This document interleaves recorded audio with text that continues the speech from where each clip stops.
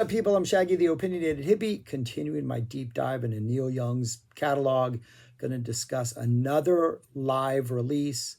This one came out in December of 2023, less than 2 years ago when I'm recording this. Before and after. This is another solo performance live release. He's on acoustic guitar, he's on pump organ. There's one song where I think someone else is on piano and he's playing electric guitar, but for like a very brief kind of chill, smooth moment. That's it. And he's on piano, right? So it's just Neil and his voice. He's got a harmonica. But the set list is a lot of deep cuts. It is not your sort of usual Neil Young. I don't even think he ever really does a greatest hits, but it's not a lot of like the live standards that you see on set list after set list. It was recorded live on his Coastal tour from 2023. The movie Coastal and that soundtrack wouldn't be released till this year. But I think in the actual shows, I did not see this tour, he stopped and spoke between the songs. He did his normal Neil Young stuff. And we know like when he went from like acoustic to piano, there was a break as he wasn't like immediately going. None of that is on this album. He has made a decision to segue the songs one directly into another. Not like a Frank Zappa You Are What You Is, where like the songs are written to be like go one into another. And if they don't, you feel like, oh wait, that was messed up. But anytime one song ends, we are immediately into the next one. Audience noise has been taken out. And if you read somewhere, there's an interview where Neil says something like, this is meant to be experienced as one like 48-minute song. All 13 of these songs are meant to be just enjoyed as one long piece. Hence, no breaks between songs. Hence, we go right from one into the other. And it kind of works. It does kind of create this overall sense of like a singular journey. There is definitely a journey aspect to it. It doesn't feel like one song. It does feel like you're going through like these different moods.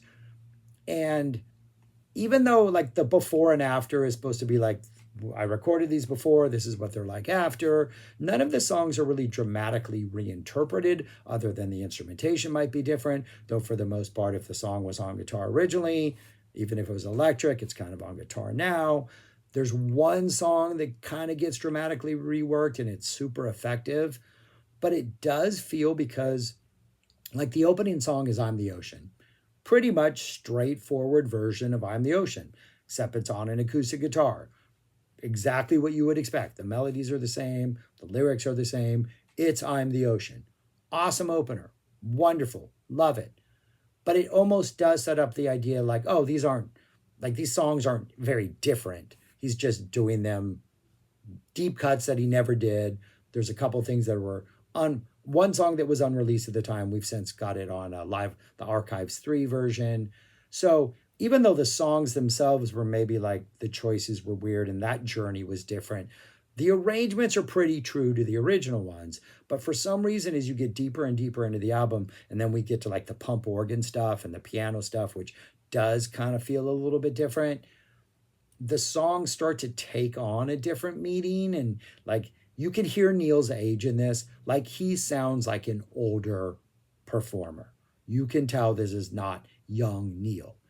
Doesn't hurt his performances. He can still perform. He still has that emotion. At no point are you like, oh, he's lacking, he needs to retire.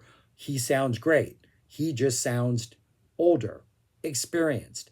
And that agedness in his voice definitely lends a different vibe to some of these songs. And it's interesting, like, as you get deeper and deeper, right before we like come out of it, there's a moment, there's like a song drop towards the end that like makes, for me, the entire journey worthwhile. But I think it's designed that way.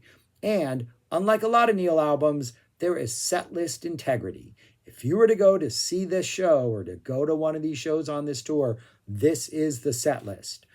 There were, as we got like, I think the first 5 or 6 songs were pretty much the same every night, and he would like kind of mix things up in the second half.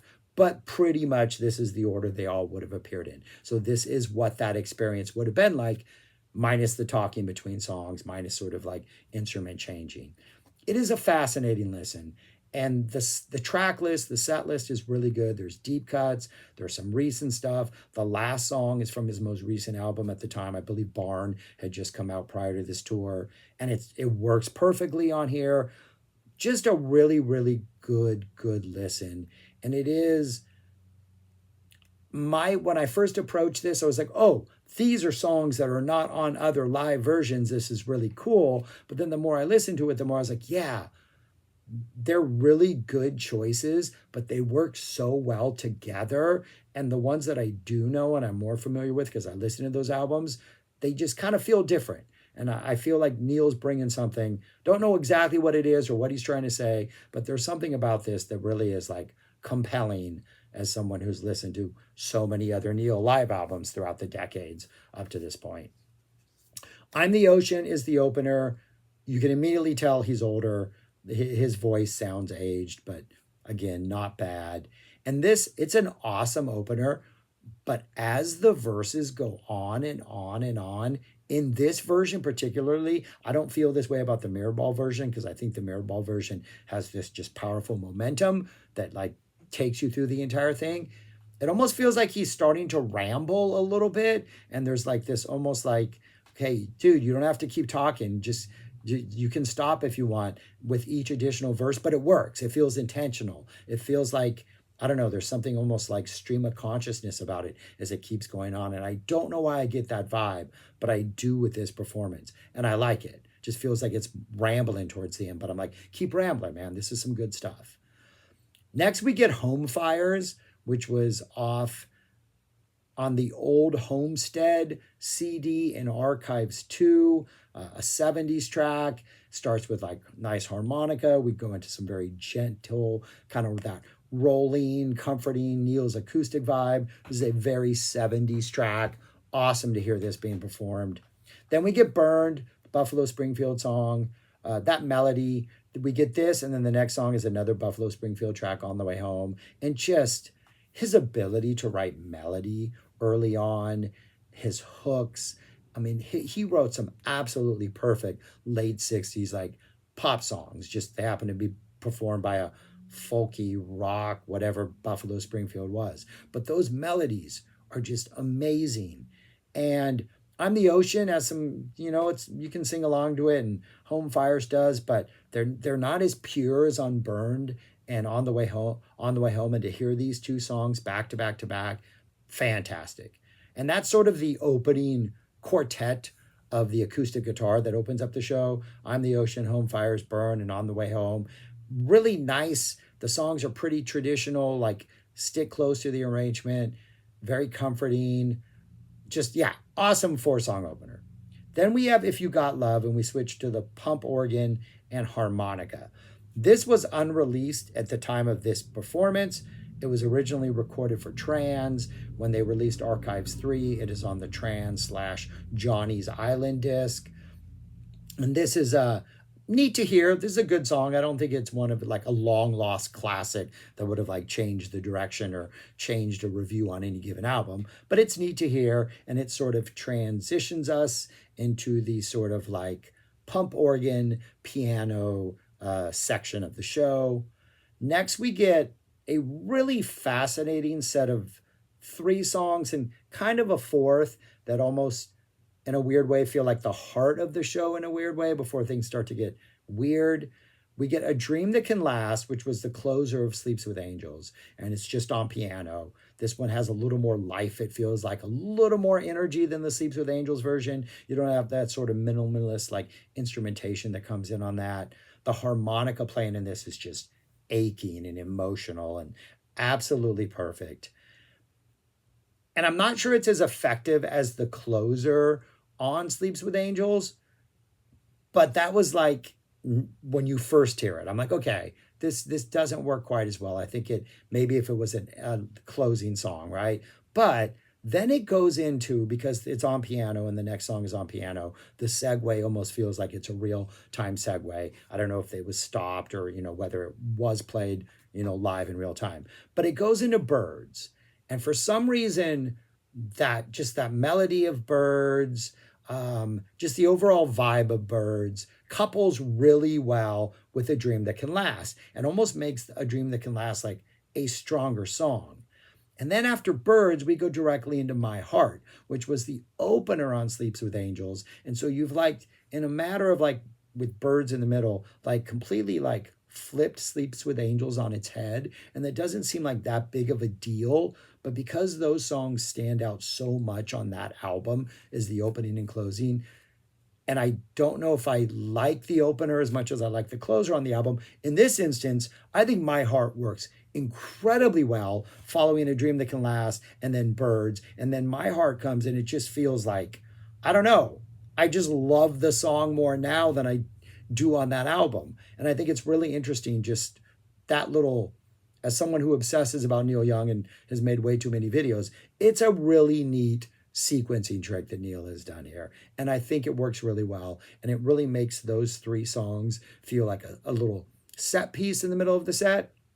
And then after that, we go into When I Hold You in My Arms, which is off Are You Passionate? And this is the one where I think someone else is playing guitar, because then we have some really, really nice, soulful, smooth guitar playing that's like not shredding, like very carefully selected notes. Happens a couple times. It doesn't feel like it's overdubbed in. It does feel like maybe it's actually happening in the moment. It feels like a part of the song, but it's really neat. It's absolutely beautiful.